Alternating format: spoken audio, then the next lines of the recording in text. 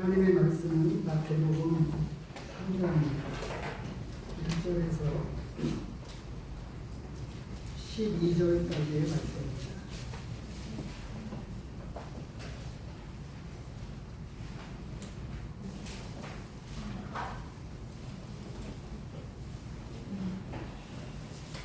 먼저 본문 3장 1절에서 12절까지의 말씀을 봉독해 올리겠습니다.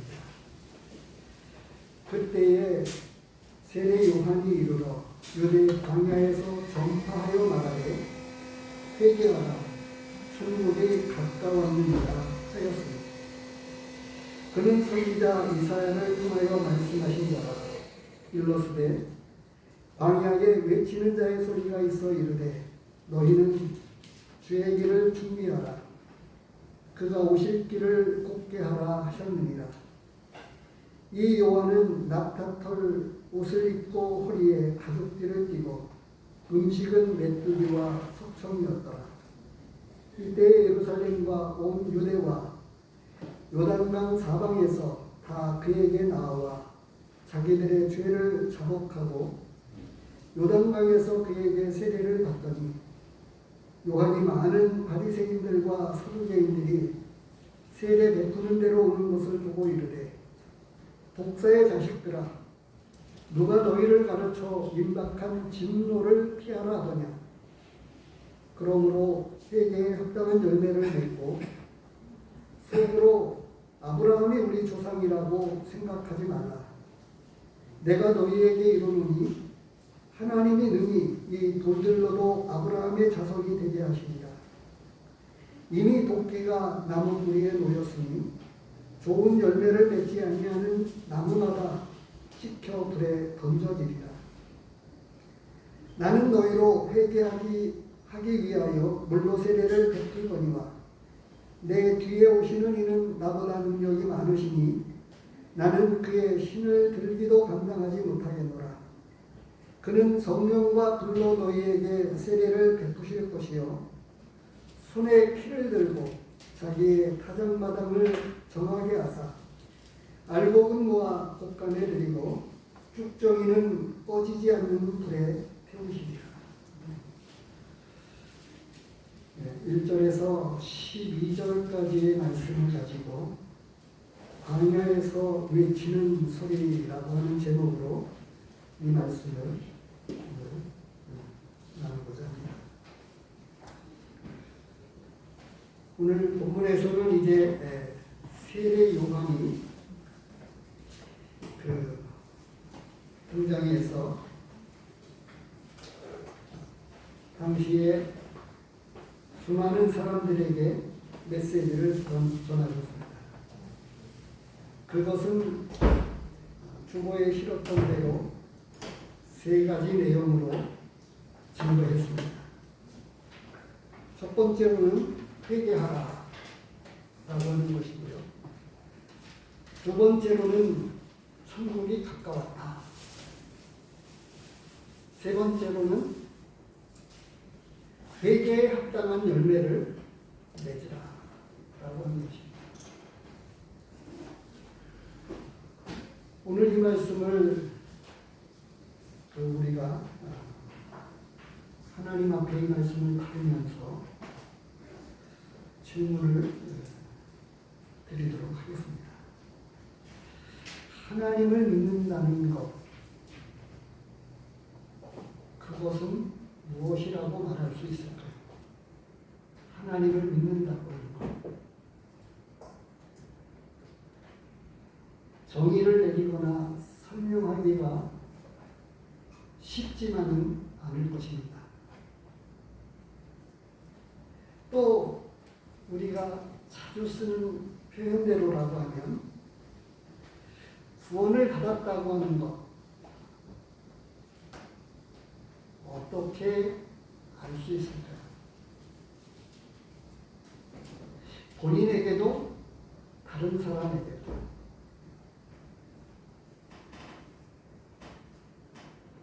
당시에 세례 요한이 증거했던 회개하라 이 메시지는 전에 그런 말씀을 드렸는데 이 신구약 성경을 놓고 보면 하나님을 전혀 모르는 사람들에게 주신 메시지는 아닙니다. 구약은 전체적으로 보면 이스라엘 백성들에게 주신 말씀이었고요. 신약은 교회와 성도들에게 주신 말씀입니다. 다시 말하면 하나님을 모르는 사람들에게 하나님의 말씀이 직접적으로 증거되어지지 않았다고 하는 거예요. 그런데 이제 세례 요한이 회개하라고 말씀하고 있습니다. 근데 이것은 성경의 큰 주제이고 대단히 중요한 말씀입니다. 회개하라. 그런데 이 말씀을 가지고 아마도 우리 구원받았다고 하는 사람들, 성도들이라고 불리워지고 있는 분들이 회개하라고 하는 말씀을 사실 그렇게 중요하게 받아들이지 않는 것 같아요. 제가 이렇게 표현하는 것에 대해서는 약간의 오해의 소지가 있을지라도 후태여 그렇게 표현했습니다. 회개하십시오. 이게 믿지 않는 사람들에게 주는 말씀이고 믿는 사람들에게도 회개하라고 말씀하고 있습니다. 회개하십시오. 믿는 사람들은 혹시 이렇게 생각할지 모릅니다. 나는 이제 믿었는데 왜 회개하라고 말씀하시지? 이런 생각을 하실지 모르겠어요. 그런데 이제 지금 우리 주변에 있는 수많은 교회에 다니는 분들에게 이야기하면 회개하십시오라고 하는 이 메시지를 어떻게 들을 것 같습니까? 때로는 그렇게 이야기한다고 하는 이야기를 들었어요. 주중에 아니 평상시에 늘 아무렇게나 살고 또 잘못 살아도 괜찮다고 가서 주일날 회개하면 되지 않느냐고 그렇게 이야기한다고 하는 사람도 들었습니다. 아마 이것은 회개에 대해서 잘 모르고 있고 그리고 정말 어찌 놓고 보면 비아냥거리는 소리입니다.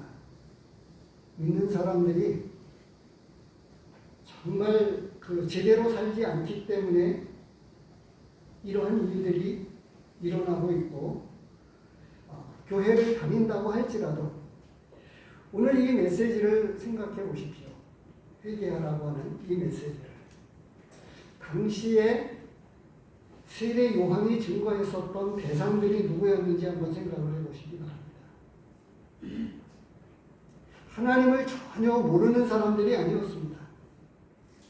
하나님을 아는 사람들이었고 하나님을 섬긴다고 하는 사람들이 대부분이었습니다.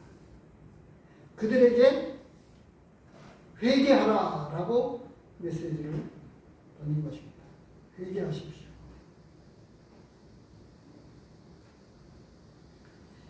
이 교회 안에서 구원받았다고 하는 우리 성도님들에게 이 메시지를 던지면 이 메시지를 제가 말씀하면 꼭 성도님들이 어떻게 생각할지 모르겠습니다. 근데 교회에게 성도들에게 이 말씀을 아주 중요하게 메시지를 하고 있습니다. 회개하십시오라고 이렇게 우리에게 말씀하고 있다고. 구원받았으니까가 아닙니다. 믿었으니까라고 하는 것도 안 됩니다. 자, 계시록 말씀을 보면 2장 말씀을 보겠습니다. 요한계시록 2장을 보시면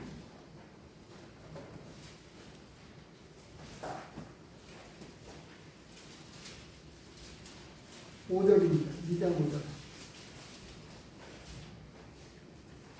그러므로 어디서 떨어졌는지를 생각하고 회개하여 처음 행위를 가지라. 만일 그리하지 아니하고 회개하지 아니하면 내가 내게 가서 내 촛대를 그 자리에서 옮기리라. 이 일곱 교회에게 주신 메시지 가운데 핵심적인 메시지가 있다고 하면 회개하라고 하는 거예요. 교회와 성도들에게 주신 중요한 메시지가 회개하라고 하는 거예요. 그런데 구원받았다고 하는 사람들이 이 회개에 대해서 잘 받지 않고 있는 것이 사실이 아닐까 싶습니다. 제가 착각하고 있는 것일까요? 에베소 교회를 시작해서 서머나 교회에 가서도 여전히 이런 메시지는 계속 증거되고 있고, 나중에 일곱 번째 라오디게아 교회 3장에 가서 보면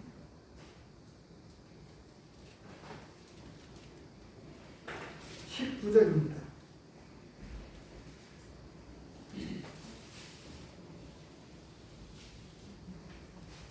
물은 내가 사랑하는 자를 책망하여 징계하노니 그러므로 내가 열심을 내라. 회개하라.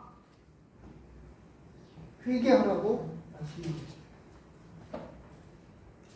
이 일곱 교회는 교회의 시작에서부터 마지막 날까지 존재하는 이 여러 유형의 모든 교회에게 주시는 말씀입니다.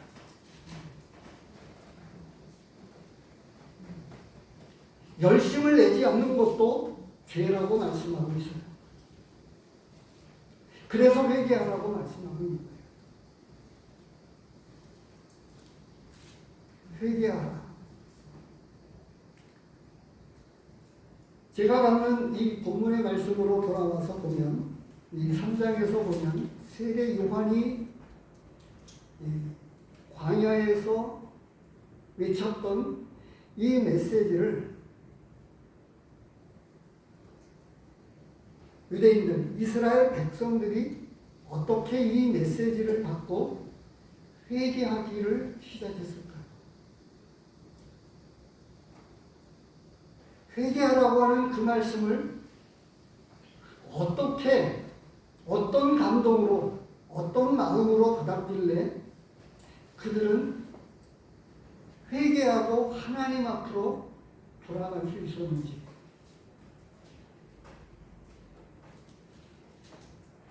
제 자신이 하나님 앞에 진심으로 회개를 합니다. 2주 전에 주일날 저녁 무렵에 있었던 일이었습니다. 주차를 이 건물 벽에 이렇게 주차를 해놓았는데, 아파트에 사시는 주민이 이중 주차를 해서 차를 뺄 수가 없더라고요. 뭐 여러 가지 이렇게 차를 빼려고 하니까 전화번호가 안 보였습니다. 정확하게는 전화번호가 안 보였어요. 어두워가지고 가로등이 없었기 때문이기도 했고요. 핸드폰으로 사진을 찍었습니다. 그 아파트 동 호수를 표시했는데 조금 애매하게 이렇게 되어 있어서 호수도 정확하게 잘 모르겠고, 그렇게 해서 그 아파트에 있는 경비실로 찾아갔습니다. 경비를 서시는 분에게 그 사진을 찍은, 핸드폰으로 찍은 사진을 보여주면서 전화번호도 없이 이렇게 이중주차를 해서 차를 뺄 수가 없습니다. 그리고 이제 그 경비 분에게 이제 말씀을 드려서 그분이 직접 그 아파트를 찾아가서 차를 빼달라고 이렇게 대신 전해주셔서 차주가 나왔습니다. 근데 그분에게 제가 화를 냈습니다. 어떻게 전화번호도 남기지 않고 주차를 했는지. 그러자 말을 쏟아놓고 나서 내가 왜 그랬나 싶은데 하나님 앞에 회개했고 지금도 여전히 나는 이것밖에 안 되는 사람이었나 하는 생각을 가지고 하나님 앞에 제 가슴을 치고 회개했습니다. 네. 좀 더 만들어져야 되고 좀 더 믿음의 사람이 되어야 되고 그리고 나서 집에 왔는데 그 이야기를 부끄러운 마음을 가지고 실토했어요. 제 아내가 이야기하더라고요. 만약에 그분에게 보도자를 만나서 그분에게 전도하려고 하면 당신은 어떻게 하겠느냐. 그 이야기를 또 들으면서 그렇구나. 내가 누군데 교회 앞에서 또 말씀을 전하고 목회한다고 하는 사람이 그분의 허물과 그분의 어떤 것들에 대해서 용납하지 못하고 그렇게 화를 내어서 되겠는가 하는 생각을 했습니다. 세례 요한은 회개하십시오. 회개하라고 아주 단호하게 그리고 분명하게 증거했습니다. 이 메시지를 들었던 많은 사람들이 회개하고 세례를 받으러 많은 사람들이 나왔습니다. 말씀에 그렇게 6절에 보면 자기들의 죄를 자복하고 요단강에서 그에게 세례를 받았다. 이렇게 나오고 있습니다. 죄를 자복하고 라고 하는 것은 단순한 그 자복한다고 하는 이 표현이 조금 부족합니다. 요한일서에서 이야기하는 이 자복한다고 하는 이것에 대해서 성경 말씀에서 이야기해주고 있는 이 회개에 대한 개념을 좀 더 정확하게 알 필요가 있어요. 성경 말씀에는 회개에 대한 이야기가 두 가지로 나오고 있습니다. 그 대표적인 것을 놓고 보면 누가복음 15장에서 나오고 있는 그 탕자가 회개하고 돌아오는 이 회개가 있고요. 그러니까 이 누가복음 15장에서 나오는 회개하고 시편 51편에 나오고 있는 다윗의 회개는 아마 믿지 않는 사람들이 처음 하나님 앞으로 돌이켜 나올 때의 회개의 대표적인 모습이 누가복음 15장에 나오는 회개입니다. 잠시 보겠습니다. 누가복음 15장입니다.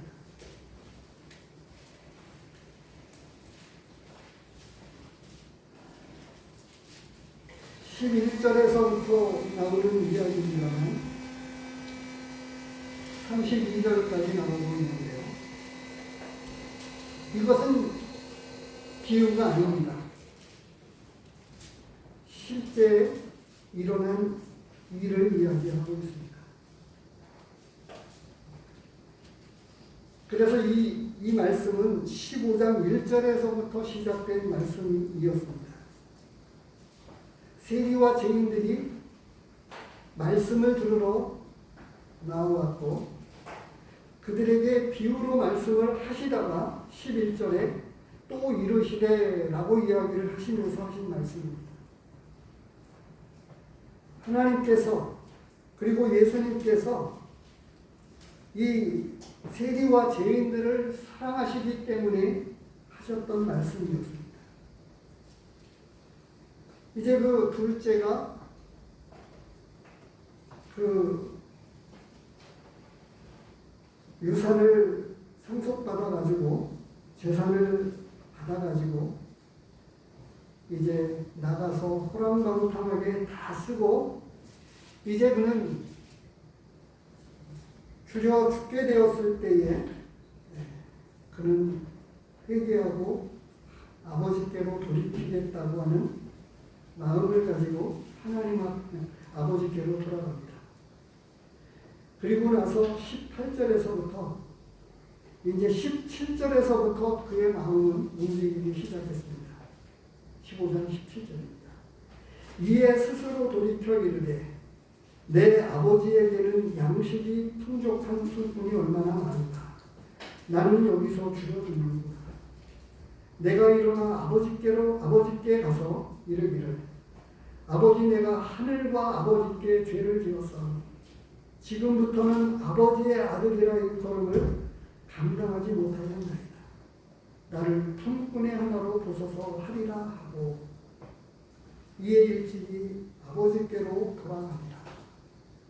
돌아갈 때 그는 아버지의 아들이라고 여김을 받지 않겠다고 하는 품꾼의 하나로 받아주십시오라고 하는 마음을 가지고 돌아갔다고 말씀하고 있습니다. 이게 회개입니다. 그래서 회개는 하나님의 뜻을 떠나서 이제 그 죄를 진실된 마음으로 뉘우치고 하나님께로 돌이키는 것이 회개다라고 이렇게 말씀하고 있습니다. 하나님께로 돌이키는 것. 그래서 이 믿음은 신비한 것이지만 단순한 이 십자가의 구속의 사역을 이해하고 이제 예수님을 나의 구속, 나의 하나님으로 모시면 된다라고 그 성경 말씀은 이야기하고 있지만 곳곳에서 보면 그것 이상인 것을 말씀해 주고 있습니다. 지난번에 제가 말씀을 드렸던 대로 복음은 여러 이 초점을 어디에 두고 있느냐라고 하는 것으로, 근데 우리 대부분은 속죄에 초점을 맞추고 복음을 전해왔습니다. 전에 제가 말씀을 드렸던 대로 이 구원의 진정한 목표는 우리의 영원한 속죄 그것으로 끝나지 않습니다. 그 이상의 것을 말씀해 주고 있어요. 구원은 우리로 하여금 진짜 하나님께로 돌아가서 하나님의 뜻을 따라서 사는 것으로 말씀하고 있습니다.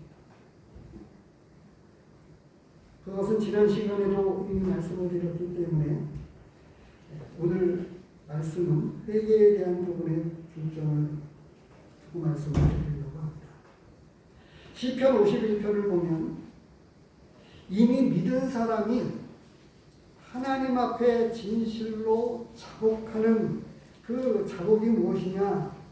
단순한 죄에 대한 시인이 아니라고 하는 것을 시편은 우리에게 말씀해 주고 있습니다.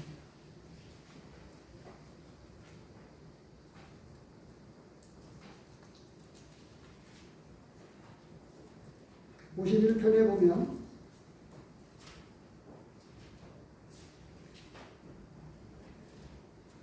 3절, 4절 계속 이 51편 전체를 보면 다윗이 하나님 앞에 이 죄를 자복하고 회개하는 것이 진짜 무엇인지를 말씀해 주고 있습니다.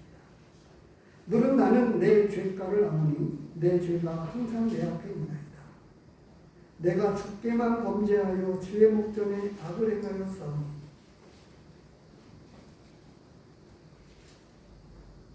구원받은 성도들은 우리가 얻게 된 신분을 지나치게 강조합니다.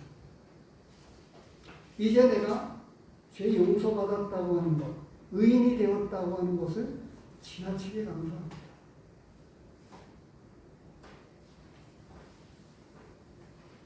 다윗이 지금 하나님 앞에서 가지고 있는 태도와 자세와 중심을 살펴보십시오.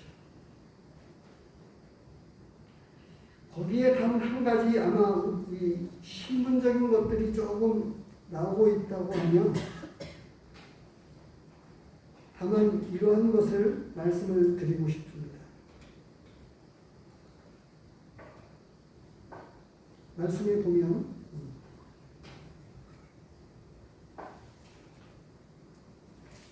구원의 즐거움을 내게 회복시켜 달라고 하는 내용입니다. 그리고 그는 진실로 하나님 앞에 자복하고 회개하는데 17절, 16절, 17절 말씀입니다. 주께서는 시편 51편 16절, 17절입니다. 주께서는 제사를 기뻐하지 아니하시나니 그렇지 아니하면 내가 드렸을 것이다. 주는 번제를 기뻐하지 아니하시나이다. 하나님께서 구하시는 제사는 상한 심령이다. 하나님이여 상하고 통회하는 마음을 주께서 멸시하지 아니하십니다. 자신의 신분과 이미 구원받은 이런 차원에서 이야기를 한다고 하면 12절에서 이야기한 금방 표현했던 말씀인데요. 12절에서 주의 구원의 즐거움을 내게 회복시켜 주시고 그는 구원받았지만 이 구원의 평안이 깨져버린 것입니다. 양자가 되었지만 흔히 호적에서 파버린다고 하는 이야기를 우리는 곧잘 듣기도 하고 표현하기도 합니다. 근데 이미 호적에 올린 이상 파버릴 수가 없습니다. 양자로 입적된 이상 우리는 쫓겨날 염려가 없습니다. 그럼에도 불구하고 죄는 죄인 것입니다. 영원한 속죄에 대한 것은 이미 여러 곳에서 그리고 우리 대부분의 성도님들은 이러한 부분에서 다 알고 있기 때문에 더 깊은 언급은 하지 않겠습니다. 그런데 죄는 죄라고 하는 거예요. 그러면서 다윗은 죄인된 입장에서 하나님 앞에 회개하고 있습니다.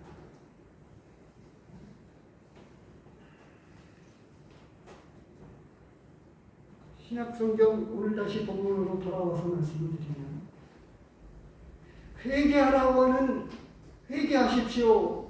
이 메시지는 구원받은 성도들에게 그리고 하나님을 아직 모르는 사람들 그리고 당시에 생각해 보십시오. 구원받지 않았지만 우리 식으로 표현할 때입니다. 당시에 이 메시지를 듣고 있었던 수많은 사람들을 생각해 보십시오. 어쩌면 그들은 적어도 우리식으로 표현할 때에는 이미 교회를 다니는 사람들이었고 하나님을 믿는다고 하는 사람들이었습니다. 그리고 그들은 진짜 하나님 앞에 자신의 양심을 내려놓고 진짜 자신이 하나님 앞에 죄인인 것을 깨닫고 회개했다고 합니다. 근데 우리는 제가 그렇게 표현하는 것을 이해해 주십시오.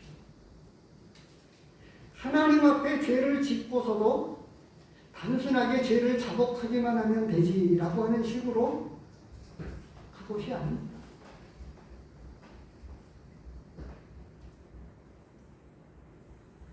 제가 화를 낸 것에 대해서 이렇게 했지만 조금 더 용기를 가지고서는 어쩌면 그분한테 찾아가서 제가 화를 낸 것에 대해서 진심으로 용서를 구하고 잘못했습니다 해야 된다고 제가 믿습니다. 네. 그래야 풀리는 것 아닐까요? 아멘입니다. 이것이 우리 모두 성도들이 하나님 앞에서 죄를 짓는 모든 것들에 대한 것입니다. 단순하게 내가 잘못했다고 시인하는 것이 그것이 자복이 아니고 성경 말씀에서 이야기하고 있는 자복은 구원받은 성도라고 할지라도 회개하는 것입니다. 그래서 언어적으로는 말이 안 되지만 어른 아이라고 하는 말을 꼭 들어보셨습니까? 마찬가지로 구원받은 죄인입니다. 말이 안 되지만 우리는 구원받은 죄인입니다. 그래서 저는 찬송가에서 나오는 어떤 죄인이라고 하는 표현에 대해서 지나치게 그 어떤 한 가지 측면에서만 신분적인 차원에서만 접근하지 않고 구원받은 죄인, 용서받은 죄인이라고 하는 차원에서 접근해서 어떤 찬송을 부를지라도 기쁜 마음으로 찬송을 부르면 좋겠다고 말씀을 드립니다. 오늘 메시지는 우리 모두에게 회개하십시오라고 하는 말씀입니다. 얼마나 하나님 앞에서 죄를 짓고 있습니까? 얼마나 하나님 앞에서 잘못 살아가고 있습니까?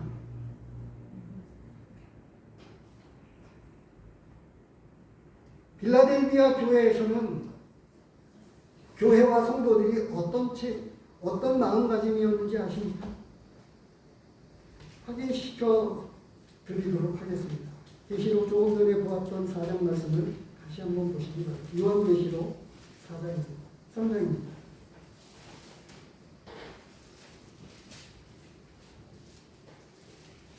라오디게아 교회에서 17절에서 이야기하고 있습니다. 내가 말하기를 나는 부자라 부유하여 부족한 것이 없다 하나 내 곤고한 것과 가련한 것과 가난한 것과 눈먼 것과 벌거벗은 것을 알지 못하는도다. 나는 구원받았으니까 라고 하는 이 한마디가 그렇게 생각하는 그 중심과 태도의 자세가 하나님 앞에서 지금 이 17절에서 이야기하고 있는 것과 똑같다고 하는 거예요. 구원받은 것과 죄를 지은 것과 무슨 상관이 있죠?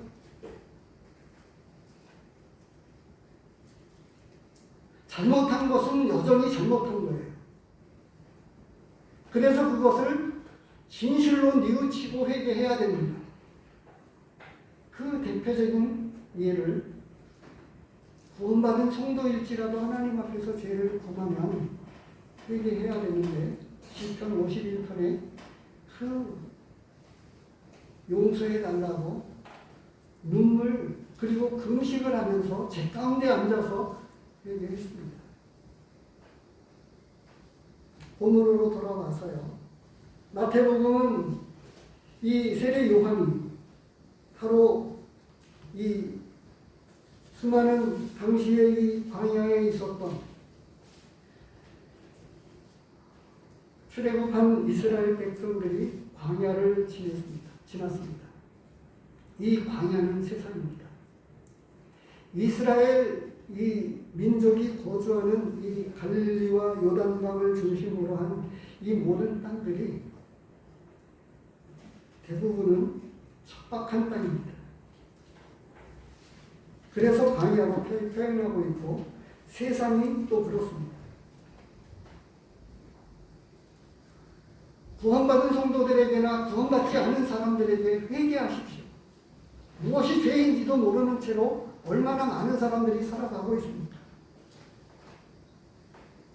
죄에 대하여라 하면 저희가 나를 믿지 않냐. 하나님을 믿지 않는 것이 죄입니다.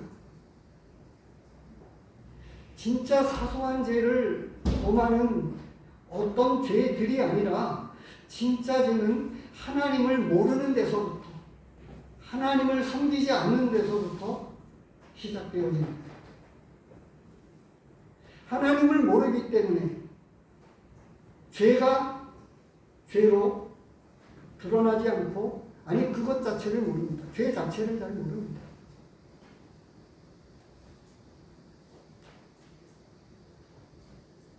세례 요한은 회개하라고 하는 이 메시지 가운데에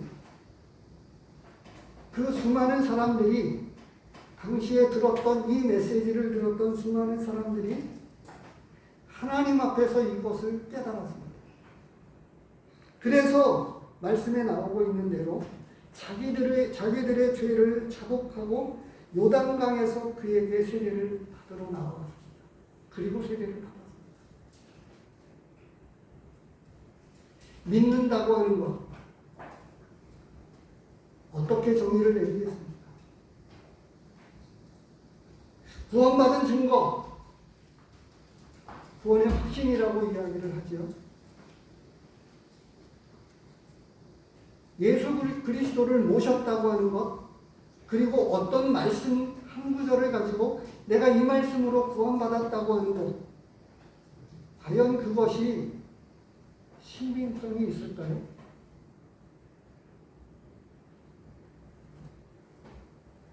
성경 말씀에서는 가만히 들어온 거짓 형제에 대해서 요한일서 이후에 유다서인가 요한 2서인가 3서에 나오는 이야기입니다. 가만히 들어온 거짓 형제가 있다고 말씀하고 있어요. 신구약 성경에서 이야기하고 있는 이 구원받았다고 하는 그것을 어떻게 성경 말씀은 이야기해 주고 있을까요? 그것을 찾아보시기 바랍니다.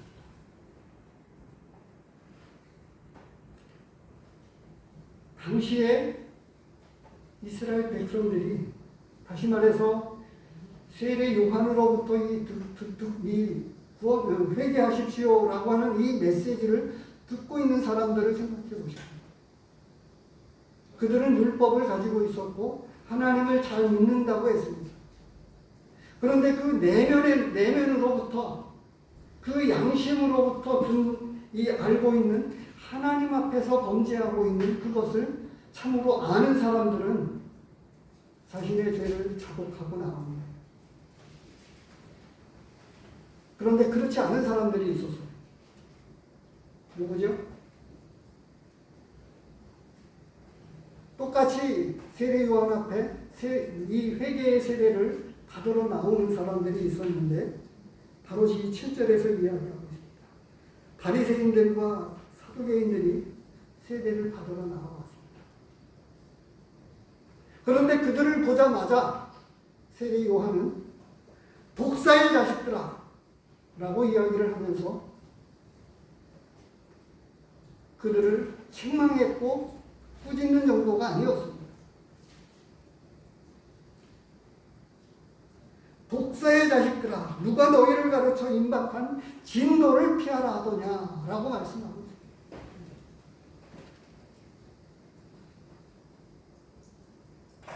오늘날 이런 모습으로 나오는 사람들은 누구일까요?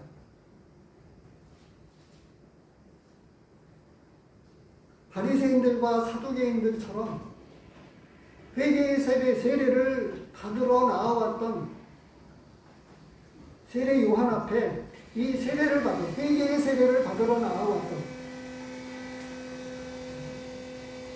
그 정확하게 다시 한번 표현하면 그 회개는 11절에서 이야기합니다. 세례 요한이 나는 너희로 회개하게 하기 위하여 물로 세례를 베풀거니와, 회개하기 위한 세례였습니다. 회개에 대한 증표입니다. 진심으로 회개한다고 하는 그 증거를 세례는 씻어내는 의미를 주로 표현하고 하는 거예요. 시간을 많지 않기 때문에 제사기에서 36장을 보겠습니다.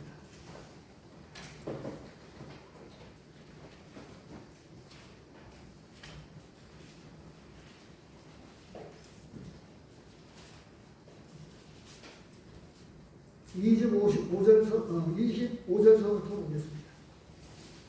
맑은 물을 너희에게 뿌려서 너희로 정결하게 하되 곧 너희 모든 더러운 것에서와 모든 우상 숭배에서 너희를 정결하게 할 것이며, 또 새 영을 너희 속에 두고 새 마음을 너희에게 주되 너희 육신에서 굳은 마음을 제거하고 부드러운 마음을 줄 것이며, 또 내 영을 너희 속에 두어 너희로 내 율례를 행하게 하리니 너희가 내 규례를 지켜 행할지라. 내가 너희 조상들에게 준 땅에서 너희가 거주하면서 내 백성이 되고 나는 너희 하나님이 되리라. 바로 이 28절까지의 말씀, 25절서부터 이 28절까지의 말씀이 믿음이 무엇인지, 구원받았다고 하는 것이 무엇인지를 명확하게 말씀해 주고 있는 거예요. 회개한 사람들의 증거입니다.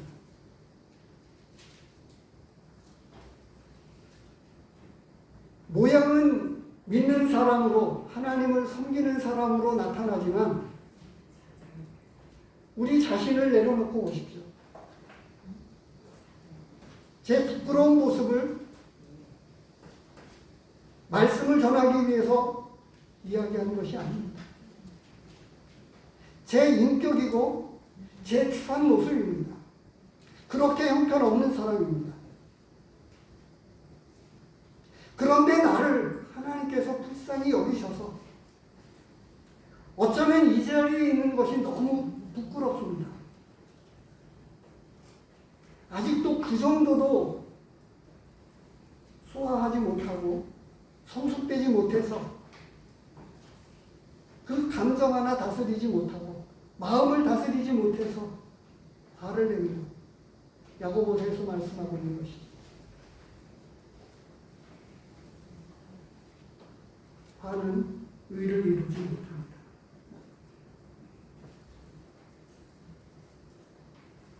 세례 요한은 회개하십시오.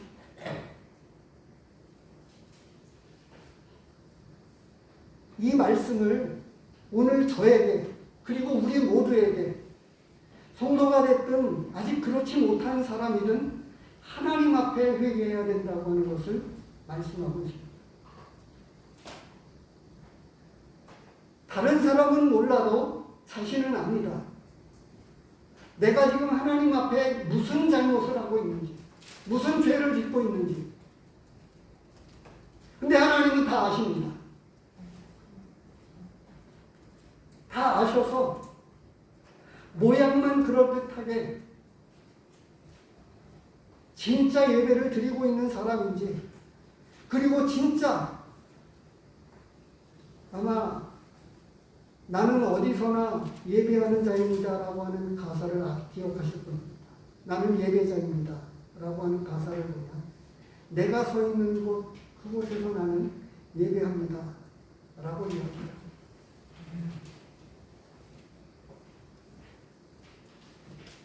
우리는 이곳에서 성찬 예배를 조금 전에 드렸습니다만 진짜 예배는, 그것이 사실인 것을 드러내는 그 예배는 우리의 삶의 현장입니다. 내가 생활하는, 내가 시간을 보내고 있는 내 삶이라고 일컬어지고 있는 그 현장에서 내가 진짜 주일날 하나님 앞에 감사하고 찬양하고 하나님께 받은 그 은혜를 진정으로 높이며 감사했었던 그것이 진짜라고 하면 매일의 삶 가운데서 주님은 진짜 나의 주인 되고 하나님은 나의 하나님이 되어서 회개하라고 하신 메시지를 기억하십시오. 두 번째로는 천국이 가까웠다고 하는 거예요. 우리는 이 특별한 이 하나님의 나라를 생각을 합니다. 지정된 어떤 시간적이고 장소적인 개념, 도래할 하나님의 나라를 생각합니다. 근데 말씀은 그렇지 않습니다. 그 말씀은 드리지 않겠습니다만 두 가지 말씀을 가지고 말씀을 드리겠습니다. 마태복음 12장을 보시기 바랍니다. 27절입니다.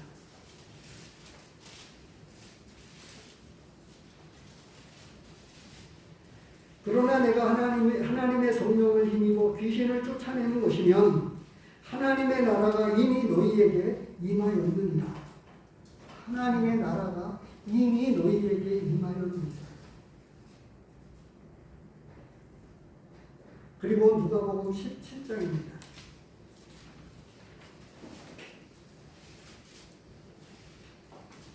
21절에 20절부터 보겠습니다. 20절, 21절, 누가복음 17장 20절, 21절.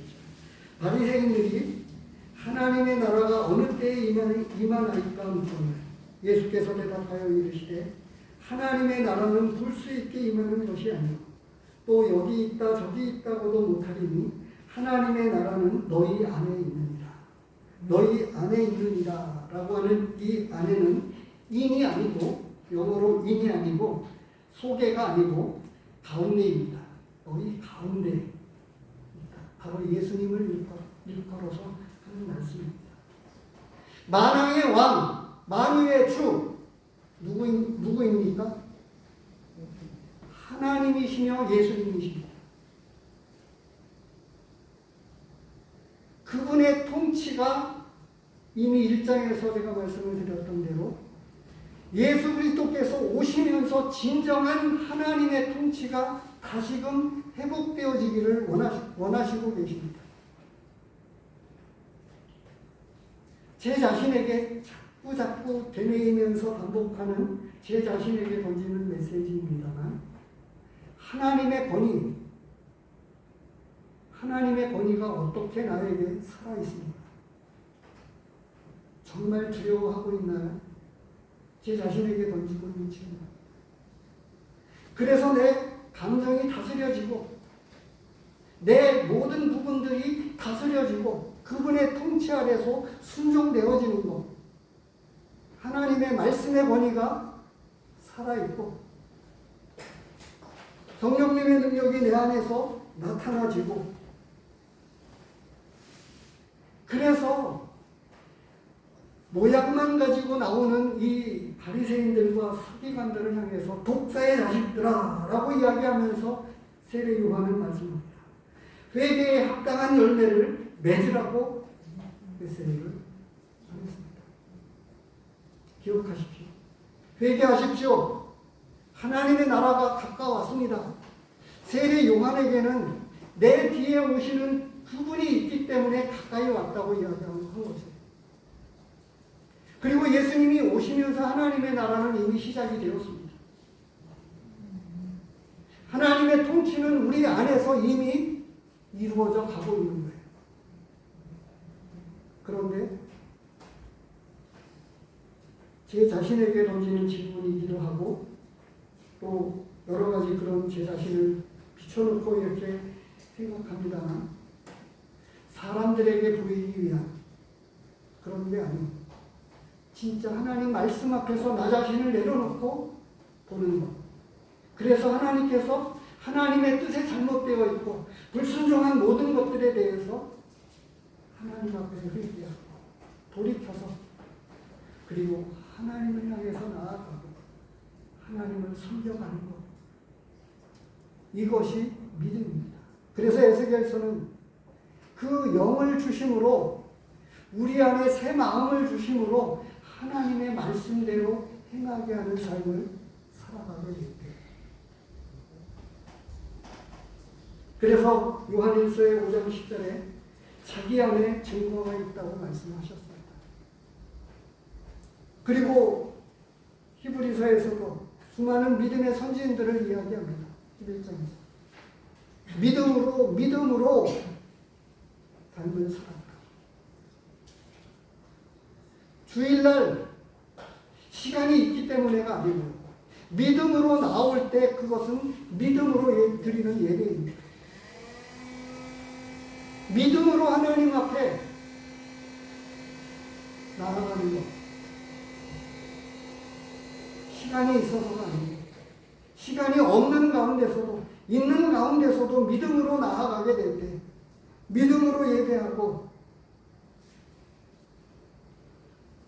시간이 되어서 마치겠습니다. 그러면 본문의 말씀을 다시 한번 정리를 하면 회개하라고 말씀하십니다. 천국이 가까웠다고 말씀하고 있습니다. 내 백성이 두 가지 악을 행하였나니 곧 그들의 생수에 근원되는 나를 버린 것과 스스로 웅덩이를 한 것인데 그것은 그물을 가두지 못할 터진 웅덩이라고 말씀하고 있습니다. 진짜 죄는 하나님을 섬기지 않는 것이고 이미 천국이 우리 안에서 예수 그리스도를 통해서 시작이 되었습니다. 그분의 통치 아래 들어가서 그분의 통치로 다스려지고 순종되어지는 역사를 통해서 나라가 임하옵시며 뜻이 하늘에서 이루어진 것처럼 땅에서도 이루어져 가는, 언젠가 그런 말씀을 표현했는데, 빛이 있으라 말씀하신 그 하나님의 말씀이 나의 인격이 하나님의 말씀을 가로막고 내가 내 못난 자아가 하나님의 그 능력을 가로막고 있다는 것을 생각해 봤습니다. 하나님의 능력은 무한하신데 내 자아가 이 하나님의 말씀 앞에서 순종되어지지 아니하므로 하나님의 능력이 실현되어지지 않고 있습니다. 세례 요한은 하나님의 말씀을 성취해서 그래서 오실 엘리야로 와서 주의 길을 준비했습니다. 회개에 합당한 열매를 맺지 못하고 나오는 바리새인들과 서기관들에게 회개에 합당한 열매를 맺으라고 말씀하셨습니다. 기도하겠습니다. 하나님 아버지, 얼마나 부족하고 또 얼마나 하나님 앞에서 죄를 짓고 있는지요.